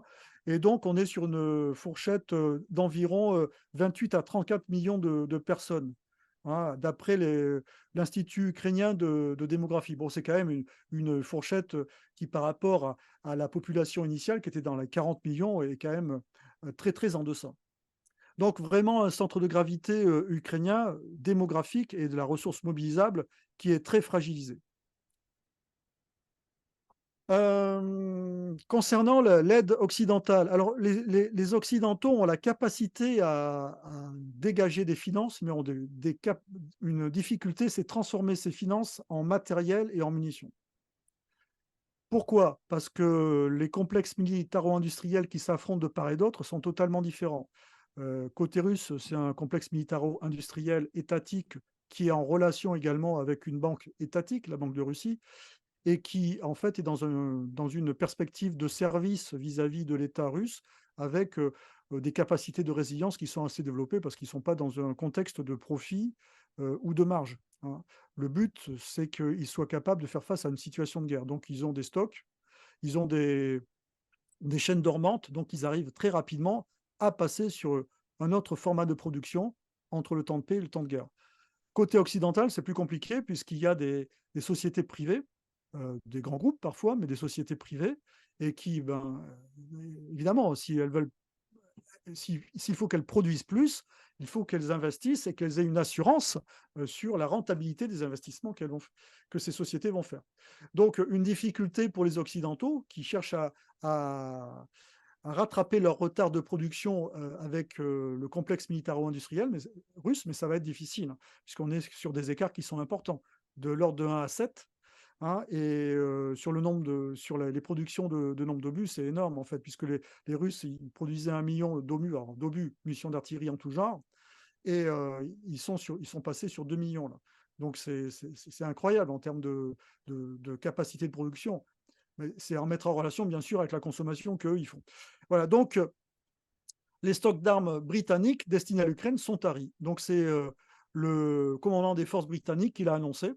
Hein, et que, par exemple, pour ce qui concerne les Challenger 2, ben, ils ne pourront plus en donner parce que sinon, leur capacité opérationnelle pourrait être largement réduite. Et d'autres déclarations ont commencé également à confirmer cette situation, hein, concernant les systèmes d'armes qui pouvaient être fournis par les Occidentaux. Donc une situation qui est assez critique sur le plan des moyens qui peuvent être fournis par les Occidentaux il faut le rappeler, qui ont quand même poussé l'Ukraine à ne pas négocier euh, au début de l'année 2022 à plusieurs reprises, alors qu'ils étaient presque arrivés à un accord qui était acceptable pour la partie ukrainienne et pour l'autre partie en face, dans une situation où il y avait, entre guillemets, presque un match nul, puisque les Ukrainiens avaient eu des victoires tactiques sur Hostomel et les Russes avaient réussi à avancer au sud jusqu'à Nikolaïev et n'avaient pas encore procédé à la conquête de Mariupol. Ils avaient simplement encerclé Mariupol. Donc une situation qui aurait pu être encore équitable, avec des éléments de négociation, bien sûr, qui auraient mérité d'être consolidés, hein, notamment en ce qui concerne les dommages de guerre, ainsi de suite, hein, puisqu'il est clair que quand même c'est la nation ukrainienne qui a souffert et qui continue à souffrir des dommages de guerre, hein, contrairement à la nation russe, à l'État russe. Mais en tous les cas, il y avait une capacité à se trouver en situation de fin de conflit. Eh bien, les alliés occidentaux ont assuré au président Zelensky qu'ils avaient la capacité de le soutenir, mais moi, je trouve ça quand même assez léger, hein, de se Pour le retrouver moins, dans cette pour le situation-là moins. après avoir donné des assurances. Non, mais c'est dramatique. La Et alors, responsabilité, je pense à Boris cela est bien sûr Johnson. confirmé quand on. Ah, oui. Oui, mais bon, il est pas tout. Il était, comme on dit souvent, le petit télégraphiste. Oui, évidemment. Il était en mission. Mais, euh, mais bon, à partir du moment où on dit on va vous soutenir, on met vraiment les moyens. On met vraiment les moyens et surtout, on sait qu'on est capable de les mettre. Et on ne commence pas à avoir des raisonnements un petit peu condescendants vis-à-vis de l'adversaire, c'est-à-dire les Russes, en se disant ben, ils vont s'écrouler ou alors Poutine va être renforcé, ainsi de suite, va être renversé, pardon. Euh, Toujours, quand on est dans ces situations-là, on en revient à ce que je te disais avant de la vidéo, on prend le scénario le pire en fait. Et est-ce que si ce scénario-là, il arrive, est-ce qu'on est capable d'y faire face? Et après, on peut évidemment imaginer un état final recherché qui correspond aux moyens que l'on peut fournir ou aux capacités que l'on a. Et l'état final recherché des Ukrainiens, lorsqu'ils ont commencé à négocier, c'était environ vers mars, bon, avant qu'il y ait cet arrêt des négociations, hein, notamment avec l'affaire de Boutcha et puis d'autres éléments.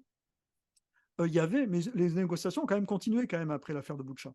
Donc, donc il y avait quand même des éléments qui permettaient d'arriver à un état final recherché qui était, on va dire, satisfaisant pour les belligérants directs. Mais apparemment, ceux qui n'avaient pas défini d'état final recherché, c'est-à-dire les Européens et semble-t-il les États-Unis, au moins concrètement sur le terrain pour ce conflit, eh bien, ont poussé les Ukrainiens à continuer la guerre et à rester ancrés sur leur état final recherché actuel, qui est le retour aux frontières de 91. On imagine quand même l'ampleur de la tâche, surtout en l'état des forces. Donc là, on voit afficher l'état de l'aide militaire à l'Ukraine, et on voit très clairement qu'il y a une baisse tendancielle.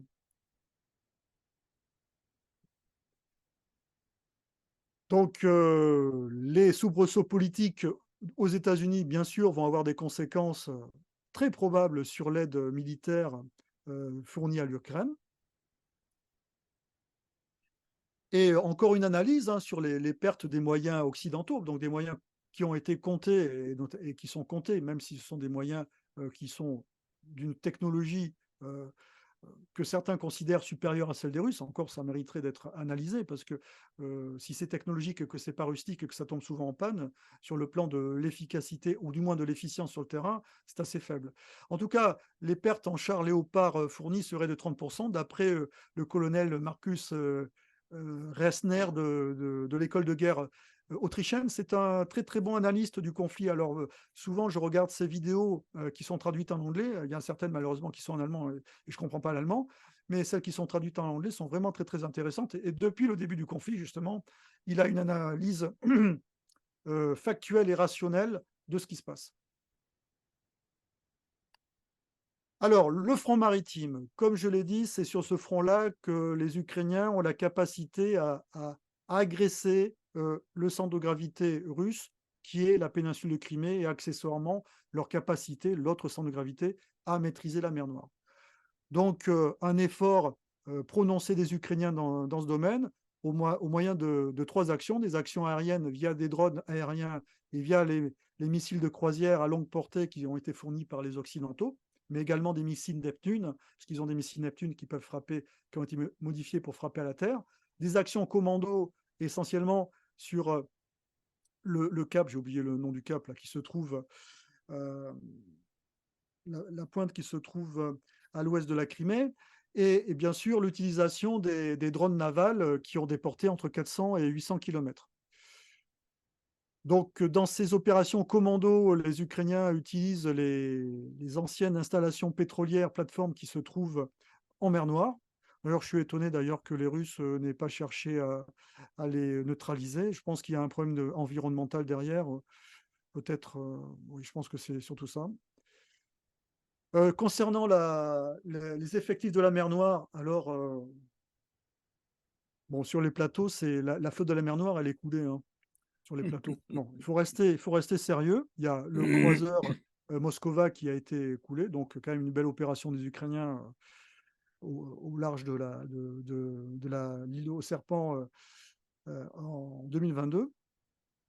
Ensuite, concernant les autres bateaux, il y a un sous-marin Kilo qui a été endommagé lors de la frappe sur les bâtiments qui étaient en cale sèche, et un bâtiment amphibie qui a été endommagé. Alors on ne peut pas savoir également la teneur des dommages lors de la même frappe sur les cales sèches.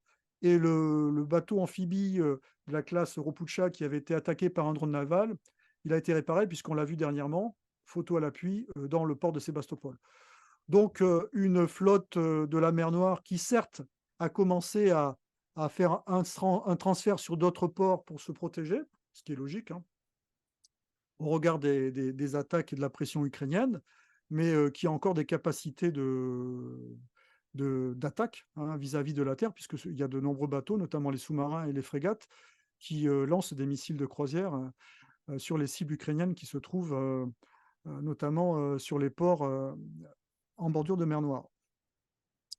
Alors, ce qui est intéressant maintenant, c'est de prendre un petit peu d'espace et de voir quelle est la géostratégie de cette mer Noire, hein, et notamment au travers de la Convention de Montreux. Alors, Convention de Montreux, c'est la Turquie, hein, qui a la main sur les détroits, les deux détroits, hein, le détroit des Dardanelles et surtout le détroit du Bosphore, qui donne accès à la mer Noire. À partir du moment où des États sont en guerre, leurs navires ne pourront pas franchir le détroit du Bosphore. Donc, toutes les marines actuellement qui font partie, qui sont des marines belligérantes, donc la marine ukrainienne, bon, il leur reste très très peu de bateaux. Quand je dis très très peu de bateaux, ce sont des petits patrouilleurs, hein, qui doivent leur rester, notamment des patrouilleurs fluviaux. Et la marine de la mer Noire russe, eh bien, la marine de la mer Noire russe ne peut pas être ravitaillée ou recomplétée par des bateaux russes, notamment ceux qui se trouvent en Méditerranée, à la base de Tartous en Syrie, mais également ne peut pas non plus sortir de la mer Noire. Hein, donc, c'est un système fermé pour l'instant, avec quand même une marine russe qui a quand même des capacités de surface, hein, puisque la stratégie que conduisent les Ukrainiens en ce moment, elle est très comparable à la stratégie conduite par les Allemands avec leur guerre sous-marine vis-à-vis de la flotte de surface britannique durant la Deuxième Guerre mondiale. La capacité de frappe dans la profondeur des Ukrainiens, elle repose essentiellement sur les Sukhoi 24M, qui ont fait un dernier coup avec l'attaque du quartier général de la flotte de la mer Noire il y a environ une semaine. Suite à cette attaque, les Russes ont bombardé les bases d'où ils étaient partis, donc c'était des bases qui étaient à proximité de Sébastopol et de cette zone-là qui est proche de Kherson. Depuis, comme la dernière fois, un te rappelle, hein, il y a un mois, lorsque les Russes avaient attaqué une base où il y avait les Sukhoi 24M, cette semaine, il n'y a pas eu d'attaque de Scalp ou de Storm Shadow. Donc, à suivre, est-ce que la capacité a été neutralisée temporairement ou définitivement? À suivre. Pour en venir aux frappes dans la profondeur, mais également à la surveillance du domaine maritime de la mer Noire, les Russes ont un problème de maintien en l'air de leurs avions d'alerte avancée, comme les Bierev A-50, puisqu'ils en ont pas assez. En tout cas, ils ont des problèmes de maintenance, ce qui fait qu'ils ont des ruptures dans la surveillance de l'espace aérien, et notamment des avions qui volent à très très basse altitude, hein, puisque les Sukhoi 24M, du fait de la défense antiaérienne russe, lorsqu'ils décollent, ils volent très très bas, mais ces avions qui volent très très bas pourraient être détectés par ces avions de veille aérienne. Et comment ils arrivent à savoir à quel moment il y a ce créneau? Tout simplement parce que les avions de reconnaissance otaniens de guerre électronique savent à quel moment les Bierev sont en l'air ou ne sont plus en l'air. Donc cette coopération quand même qui est patente entre les Ukrainiens et bien sûr les moyens de renseignement otaniens. Concernant le leurrage des frappes quand même dans la profondeur des Ukrainiens au moyen de leurs drones d'origine chinoise modifiés. Donc les, les Russes ont mis en place des leurres sur leur base de bombardiers stratégiques en peignant des avions au sol et en mettant également des pneus de manière à casser les formes. Donc on est sur ce type de leurrage, hein, puisque c'est quand même un risque avéré, hein, pour les bases aériennes russes, hein. Et puis les outils qui sont utilisés par les Ukrainiens, qui sont souvent des drones kamikazes de ce type, hein, les UJ 22, pardon, avec 800 km de portée quand même, une toute petite charge militaire. C'est pour cela, lorsqu'on parle des frappes ukrainiennes sur LCI qui sont un tournant dans la guerre, il faut quand même remettre tout cela dans son contexte, hein. On est sur des charges militaires qui sont toutes petites, mais qui gênent quand même et qui harcèlent les arrières stratégiques russes, notamment leurs bases aériennes, hein, comme on l'a vu précédemment avec les bases de bombardiers stratégiques, mais également certaines usines, puisque cette semaine, les Ukrainiens ont frappé une usine qui fabrique des missiles Kh-59, hein, donc une usine qui se trouvait dans le secteur de Smolensk. Donc ça a du sens, hein, sur le plan stratégique, hein, militaire, ce type de frappe. Toujours concernant les frappes ukrainiennes dans la profondeur, après l'utilisation des missiles Scalp et Storm Shadow, dont le nombre qui a été donné est forcément compté, puisque les armées de l'air britanniques et françaises ont la nécessité de garder un nombre de missiles suffisant en qualité de réserve stratégique, hein, pour leurs armées de l'air et pour éventuellement faire face à un conflit qui ferait jour. Les Allemands définitivement ont abandonné l'idée de fournir des missiles Taurus en prétextant diverses raisons. Ben, moi, je pense qu'il y a une raison qui est fondamentale dans le fait que les Allemands, ils font beaucoup d'annonces, mais que chaque fois, concrètement, on peut constater que souvent, ils freinent des cas de fer. C'est que l'affaire du Nord Stream 1 et 2, ça leur est toujours resté, c'est en travers de la gorge des Allemands, hein, et parce qu'ils savent très bien qui a fait cette opération.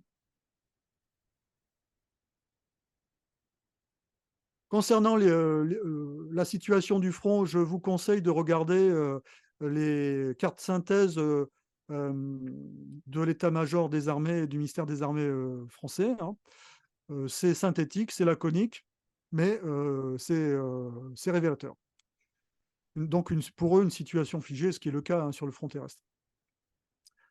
Un petit aparté sur les formations de Storm Z, les créations de compagnies de Storm Z, une par régiment de fusils motorisés ou régiment blindé chez les Russes. Ce sont des formations qui sont nées en utilisant d'une certaine manière le retour d'expérience des formations d'assaut de Wagner. Donc c'est avant tout des formations d'assaut. Et lors de la défense élastique, telle que je l'avais expliqué, c'est souvent ce type de formation qui reprennent pied dans les positions qui avaient été abandonnées par les Russes et qui avaient été occupées avant que les Ukrainiens soient assommés par l'artillerie russe. C'est eux qui refont l'assaut sur les positions et qui vont au contact des Ukrainiens. Alors, ce sont des unités qui sont armées assez légèrement. Le recrutement, c'est avant tout des mobilisables, avec parfois des détenus. On est un petit peu, comme je le disais, sur un format qui se rapproche de celui de Wagner. Une solde améliorée en raison des risques encourus. Bon, ça a été une réponse au système wagnérien qui a été intégré à l'armée russe. Moi, j'ai vu une vidéo sur LCI qui était assez risible, hein, puisque on était encore sur l'emoji Cavinet qui monte à l'assaut en ligne. Mais bon, en tout cas, c'est une création tactique qui est utilisée sur le terrain. On le voit souvent, ils parlent de Storm Z, hein, les Russes, hein. Donc, concernant le front maintenant, eh bien, au nord du front, sur la frontière russo-ukrainienne, toujours des opérations de harcèlement et de tir de la part des Ukrainiens sur le secteur russe, notamment sur la région de Belgorod. Sur le secteur de Kupiansk où les Russes étaient à l'offensive, la pause opérationnelle se poursuit, ce qui ne veut pas dire qu'il n'y a pas de combat, mais la pause opérationnelle se poursuit. Les Russes ont bombardé les ponts, les ponts majeurs qui se trouvaient sur la rivière Oskol. Il n'y en resterait plus qu'un seul pont. Donc un risque potentiel pour les unités ukrainiennes qui se trouvent à l'ouest de se retrouver dos au fleuve, enfin oui au fleuve, oui, ou la rivière. Ça dépend de la largeur. Il y a des moments, ça ressemble à une rivière, d'autres moments à un fleuve. En cas de poussée des Russes, donc voilà les images des ponts qui ont été détruits. Sur Donetsk, situation inchangée, toujours des velléités des Russes de pénétrer sur les zones de Marinka et Advika pour faire cesser les bombardements ukrainiens qui quotidiennement touchent la ville de Donetsk. Sur Bakhmout, au sud de Bakhmout, eh bien, opération de défense élastique des Russes. Donc, la prise d'un village par les Ukrainiens, mais on est dans une situation qui est comparable à celle de Robotine. Hein. Les Russes tiennent les hauts, hein, et qui tient les hauts tient les bas. Donc, avec utilisation massive de leur artillerie et de leurs appuis-feu, notamment des bombes planantes, Fab 500, voire Fab 1500. Et cette semaine, il est probable, d'après certaines informations, que les Russes, avec une Fab 1500, donc une bombe planante 1500 de 50 à 70 km de portée, et détruit l'état-major de niveau divisionnaire qui est à la charge de ce front de Bakhmout. Donc possiblement des problèmes de réorganisation dans les forces, pour les forces ukrainiennes. Bon, là, je n'ai pas de remarques particulières, si ce n'est qu'on voit toujours l'importance pour les Russes des voies ferrées dans leur logistique de théâtre. Hein, les voies ferrées sont en vert fluorescent.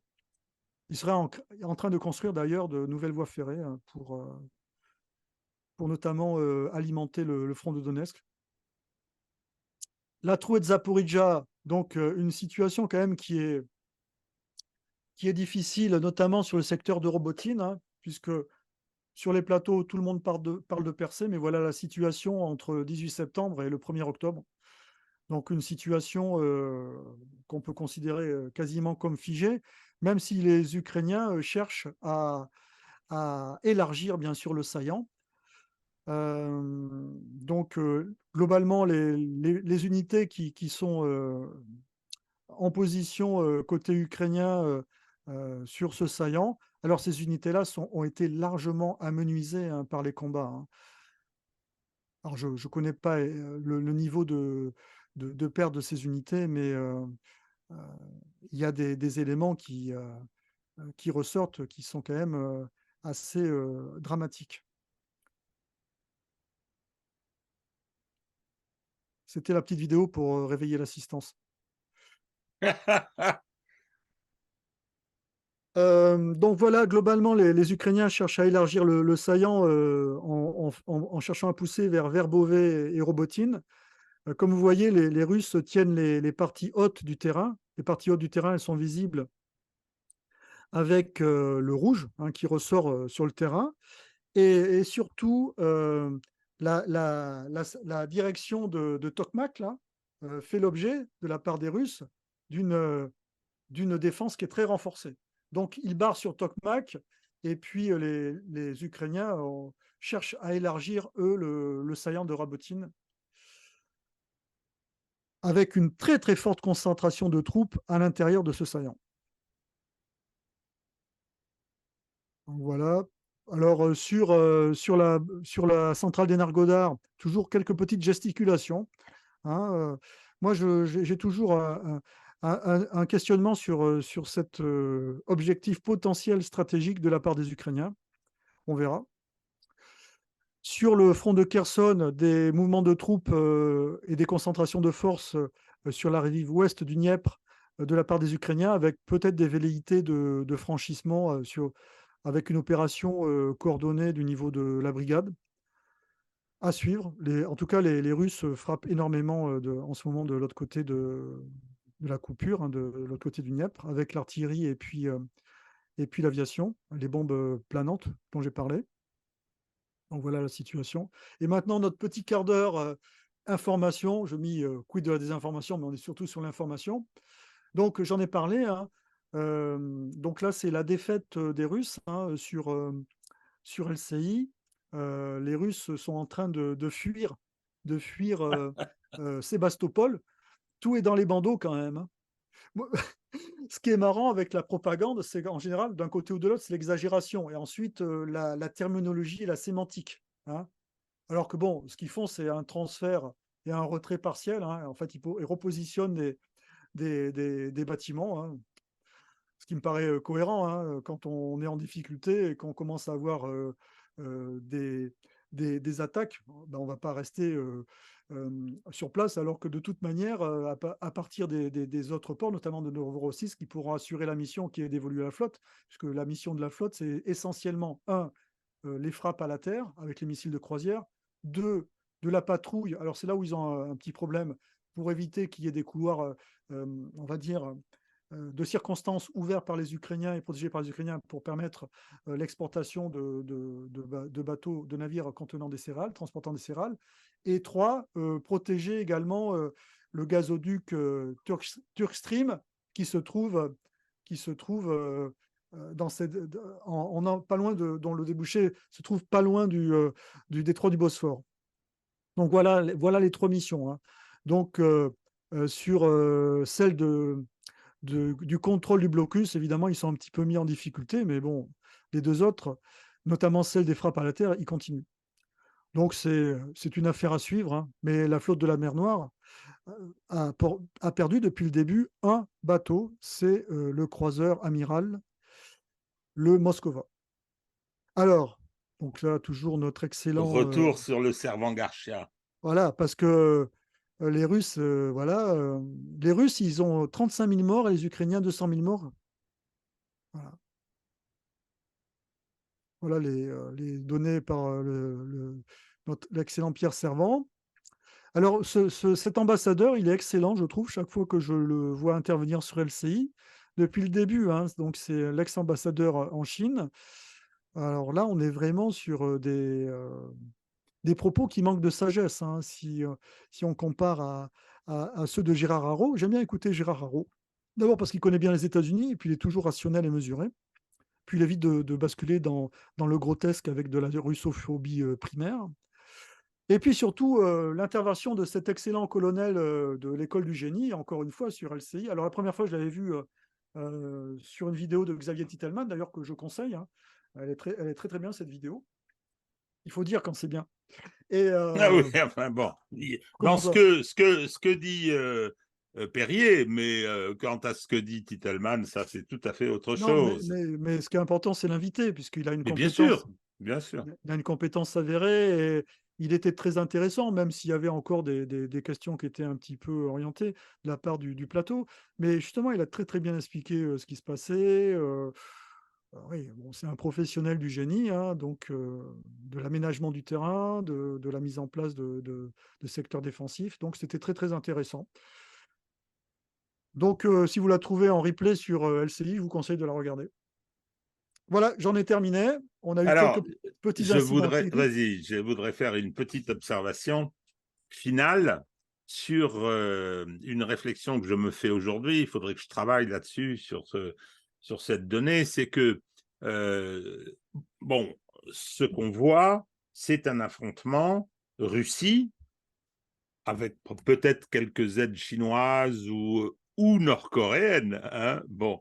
Donc, contre l'Occident combiné. Ça veut dire que la Russie, 140 millions d'habitants, est opposée au G7, plus tous les membres de l'OTAN. Il ne faut pas oublier ça. Hein, donc, 300 millions d'habitants pour l'Union européenne, 300 millions d'habitants pour les États-Unis, et puissance économique les premières du monde. Hein, et malgré ça, et tu viens encore d'en faire la démonstration, malgré ça, on n'est pas capable de fournir l'armement qu'il faut, on n'est pas capable, même si c'est une guerre par proxy, hein, par l'intermédiaire des Ukrainiens, on n'est pas capable de rivaliser avec la Russie. C'est quand même impressionnant. Et je pense que on fait aujourd'hui, on paye le prix du néolibéralisme. Je pense que tu disais tout à l'heure concernant le système de l'industrie de guerre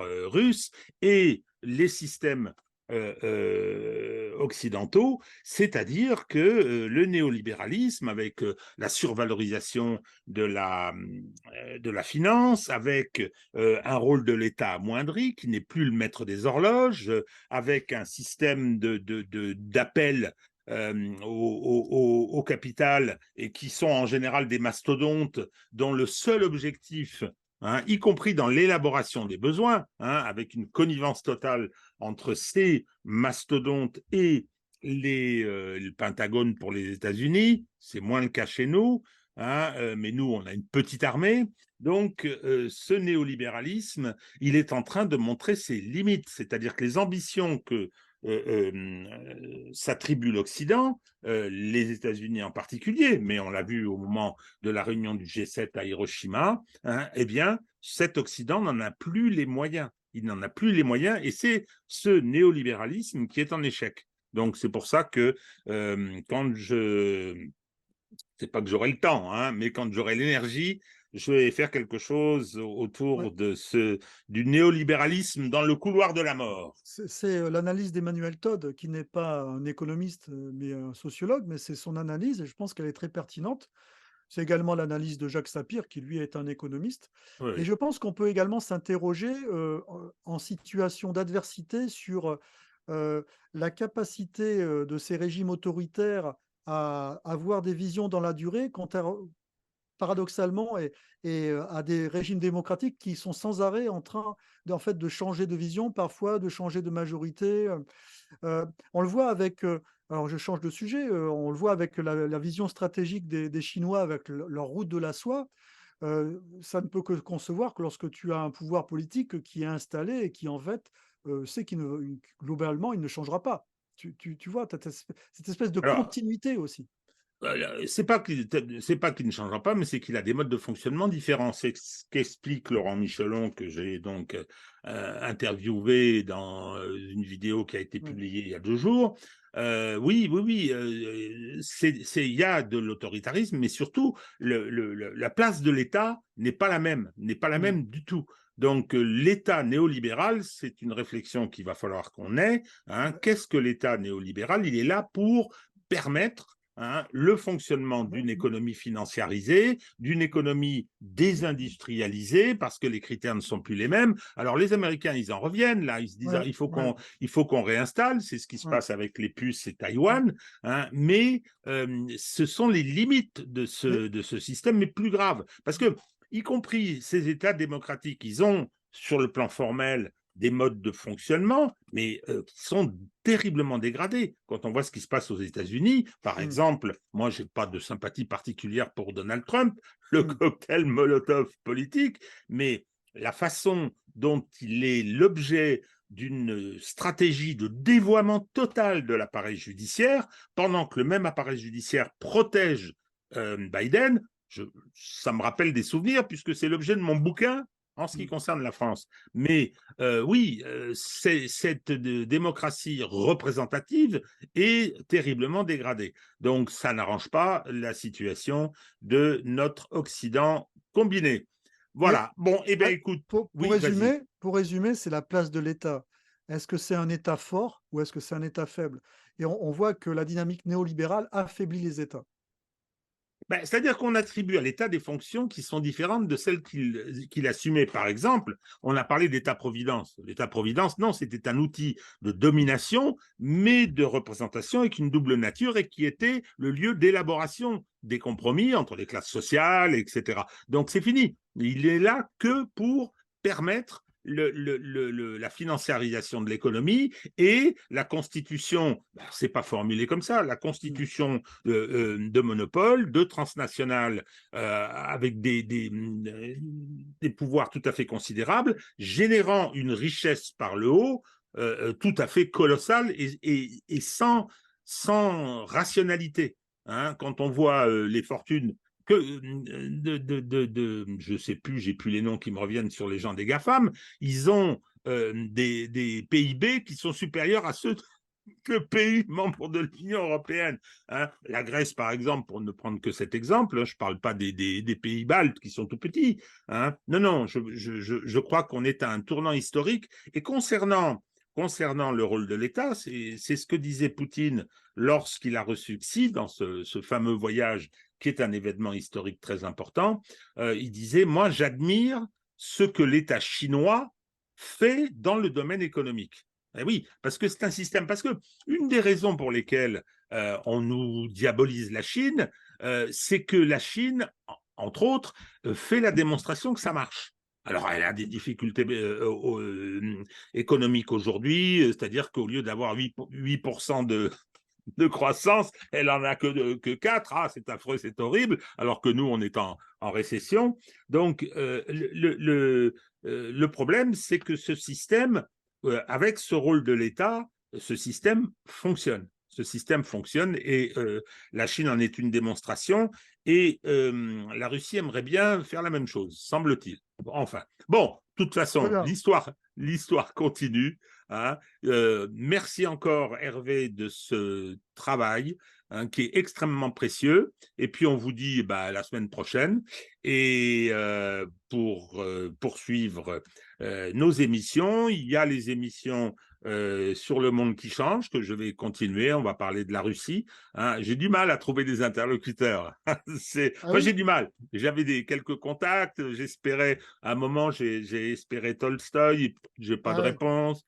J'ai espéré Makogonov, le porte-parole de l'ambassade de Russie, mais il m'a pas donné, je dois être sulfureux, il m'a pas donné une réponse positive.